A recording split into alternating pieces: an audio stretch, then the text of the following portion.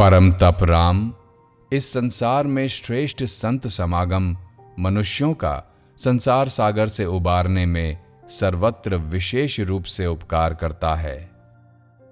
जो महात्मा पुरुष सत्संग रूपी वृक्ष से उत्पन्न हुए विवेक नामक निर्मल पुष्प की रक्षा करते हैं, वे मोक्ष फल रूपी संपत्ति के अधिकारी होते हैं।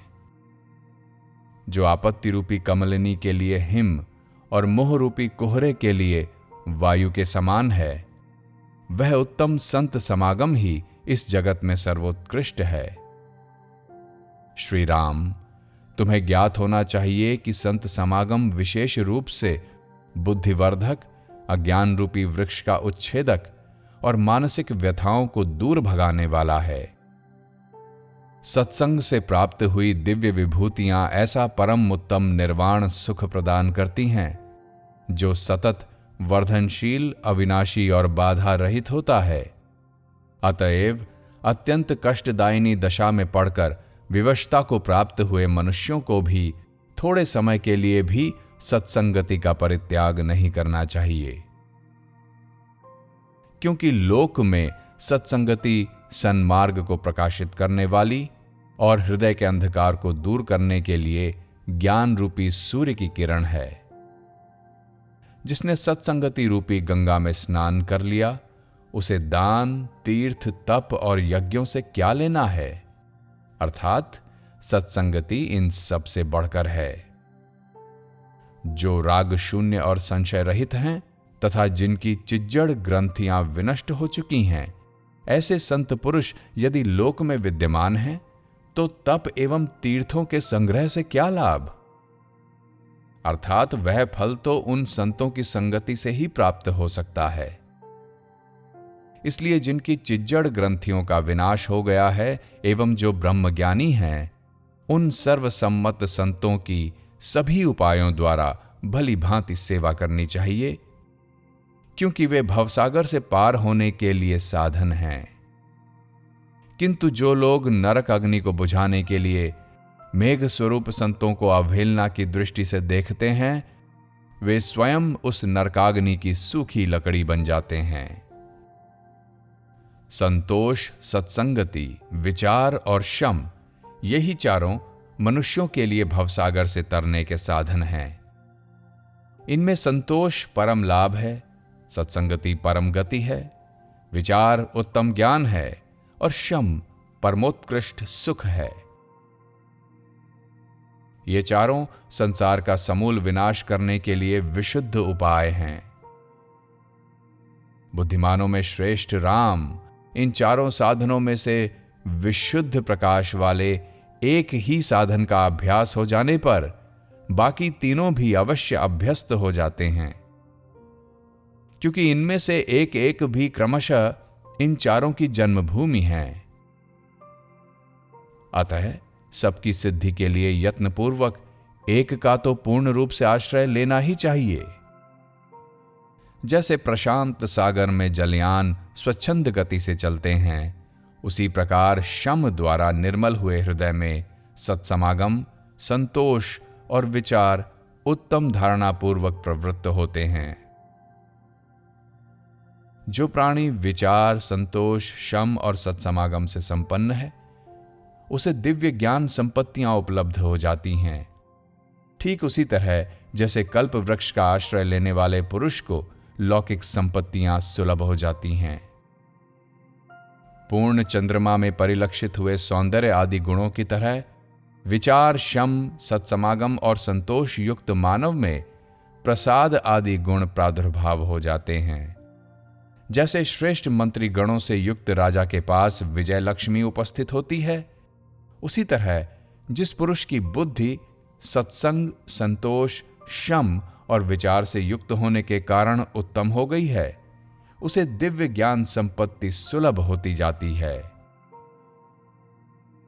इसलिए रघुनंदन, मनुष्य को चाहिए कि वह पुरुषार्थ से मन को वश में करके इनमें से एक गुण का नित्य यत्न पूर्वक उपार्जन करे, क्योंकि जब तक मनुष्य परम पुरुषार्थ के आश्रय से अपने चित्त रूपी हाथी को जीतकर हृदय में एक गुण भी धारण नहीं कर लेता, तब तक उत्तम गति की प्राप्ति नहीं हो सकती।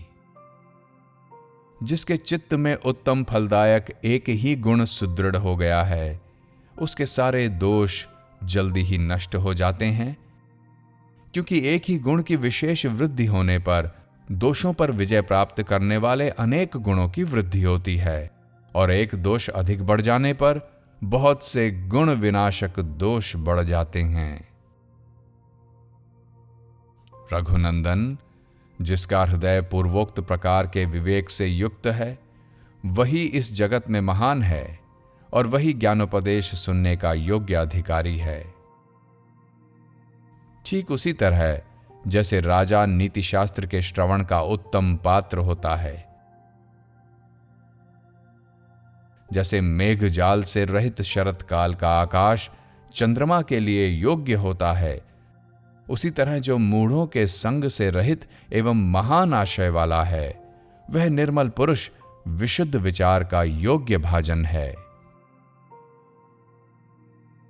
श्री राम, तुम इस समग्र गुण लक्ष्मी से संपन्न हो, अतः मैं आगे जिसका वर्णन करूंगा उस मन के मोह को हरने वाले वाक्य को सुनो।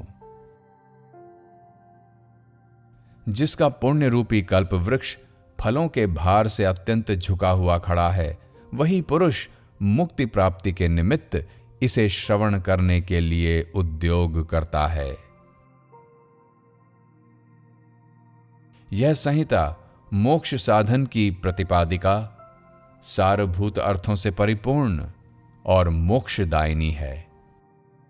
जैसे गहरी निद्रा के वशीभूत हुए पुरुष के सामने दीपक जला दिए जाने पर यद्यपि उसे प्रकाश की कामना नहीं रहती तो भी प्रकाश होता है, उसी प्रकार इस संहिता के परिशीलन से इच्छा न रहने पर भी निर्वाण की प्राप्ति हो जाती है।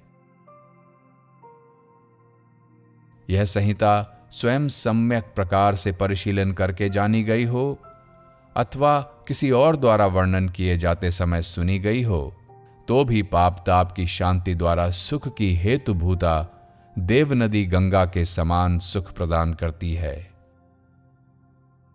जैसे रस्सी का पूर्ण ज्ञान हो जाने से उसमें उत्पन्न हुई सर्प भ्रांति विनष्ट हो जाती है, उसी तरह इस संहिता के सम्यक परिशीलन से संसार दुख शांत हो जाता है। रघुनंदन, पहले संत समागम रूपी युक्ति के द्वारा बलपूर्वक अपनी बुद्धि को बढ़ाना उचित है। उसके बाद महापुरुषों के लक्षणों के अनुकरण से अपने में महापुरुषता लानी चाहिए। इस जगत में जो जो पुरुष जिस जिस गुण से विशेष रूप से संपन्न है, वह उसी गुण द्वारा विशिष्ट समझा जाता है। अतः शीघ्र ही उस पुरुष से वह गुण प्राप्त करके अपनी बुद्धि की वृद्धि करनी चाहिए। जैसे कमल से सरोवर और सरोवर से कमल परस्पर उन्नति लाभ करते हैं, उसी तरह ज्ञान से शम आदि गुण और शम आदि गुणों से ज्ञान, ये परस्पर वृद्धि को प्राप्त होते हैं। सत्पुरुषों के सदाचरण से ज्ञान की और ज्ञान से सत्पुरुषों के आचरण की वृद्धि होती है। यूं ज्ञान और सत्पुरुषों के आचरण परस्पर एक दूसरे के सहयोग से बढ़ते रहते हैं। जब तक इस संसार में ज्ञान और सदाचार का समान रूप से अभ्यास नहीं किया जाता, तब तक पुरुष को इन दोनों में से एक की भी सिद्धि नहीं होती।